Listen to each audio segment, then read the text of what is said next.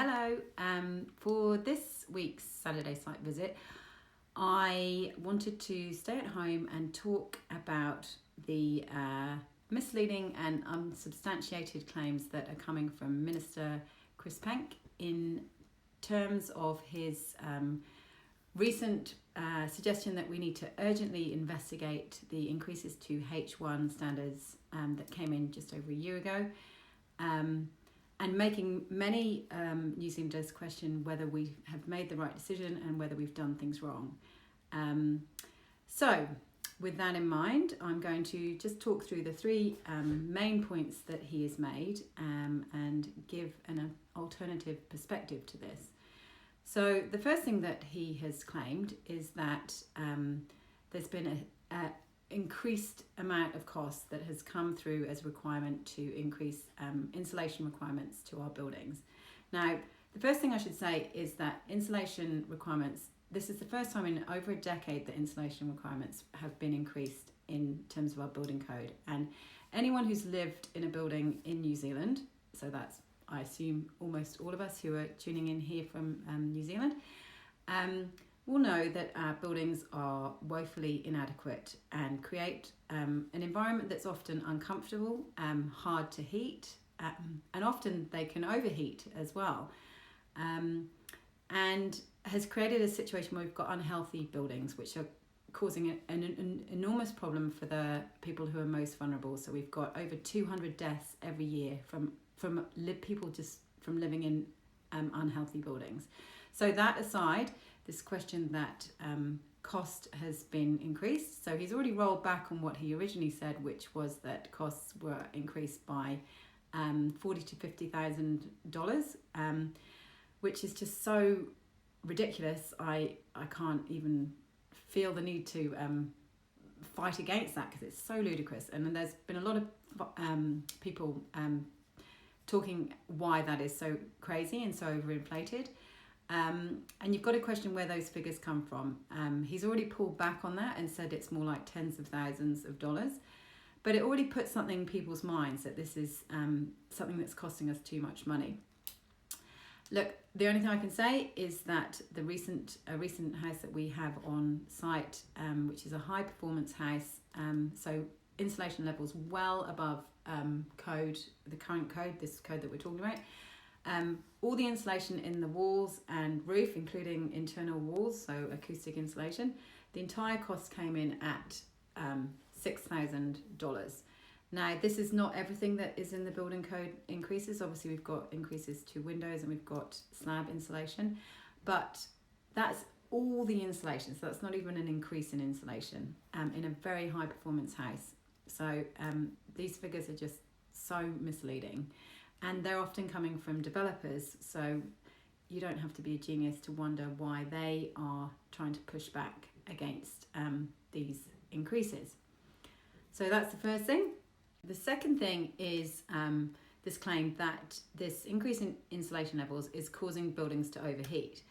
So this is just so inaccurate. And to explain why that is, when you think about insulation does two things. It allows a space to be insulated from the outside, either to retain the heat that is created within that space, or it can stop that space heating up if the air outside is hotter, because it stops that transfer of heat energy between the two, an outside space and the actual volume that the insulation is surrounding. Insulation also doesn't generate heat. So how can increased insulation values lead to overheating?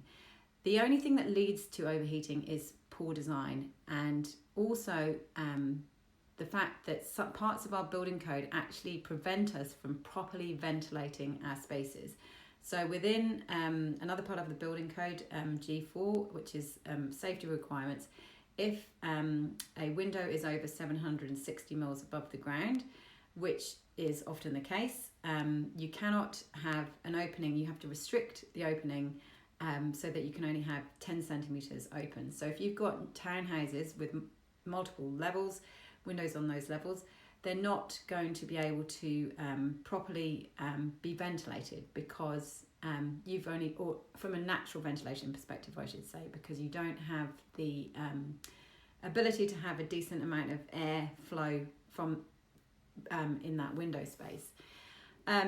So obviously we need that from a safety perspective. So ventilating can be done differently, and that is what happens when you've got a passive house or any building that's built with a balanced heat exchange ventilation system, and that continuously extracts and continuously puts in fresh air, and we need to ventilate our buildings better.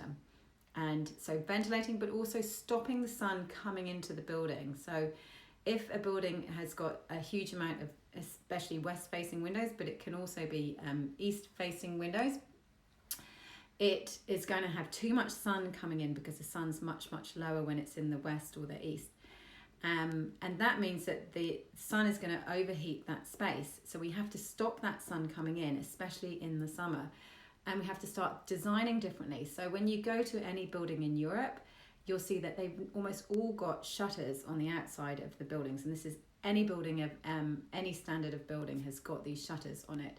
And that's to stop the heat coming into the building as temperatures increase.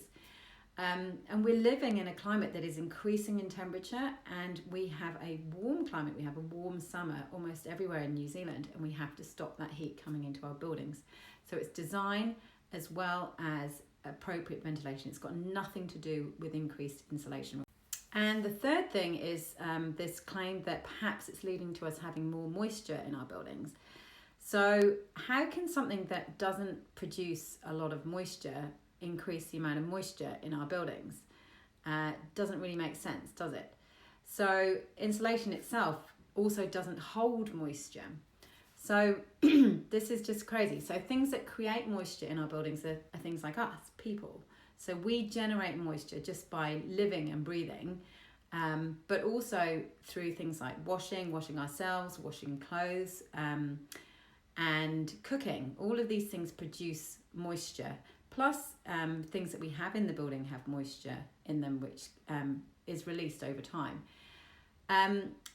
And again, this comes back to properly ventilating a space, because if you're properly ventilating the space and continuously extracting, then you're going to have a building that's naturally drier and doesn't have as much moisture in the air. So we need, as a country, the way to address these things is to put these things into the building code as a requirement, not pull back on something that's already moved us forwards. And the industry has moved that way. So the other thing that the minister is forgetting is that because these requirements came in, the industry has taken a step forward. So things like window manufacturers have completely changed how they are producing windows and the windows that are available on the market. Insulation companies have done the same. They have increased the standard of the insulation that fits within a standard wall frame so that it now suits building code requirements. So why would we be pulling back on that? We need instead to be looking at things that we should be putting into our building codes, such as, I believe, energy modelling. If to energy model a building is literally a fraction of the cost of a building. It can literally cost a couple of hours of somebody's time to do an energy model, and that will then indicate to anyone building the building, is it overheating? Has it got enough heat retained? How much heating needs to be put back into that building and how much energy needs to be used? And looks at the building as a whole, as an entirety, and considers the design relative to external things like shading, other buildings around it, and the sun, etc., and enables us to fully understand what our building is. Because at the end of the day, it's easy to understand. It's a building. Parameters can tell us the requirements of that building because it's a scientific thing. So please, Minister, listen to a lot of these people who are talking at the moment and giving you some feedback as to why this is not something that we should be rolling back.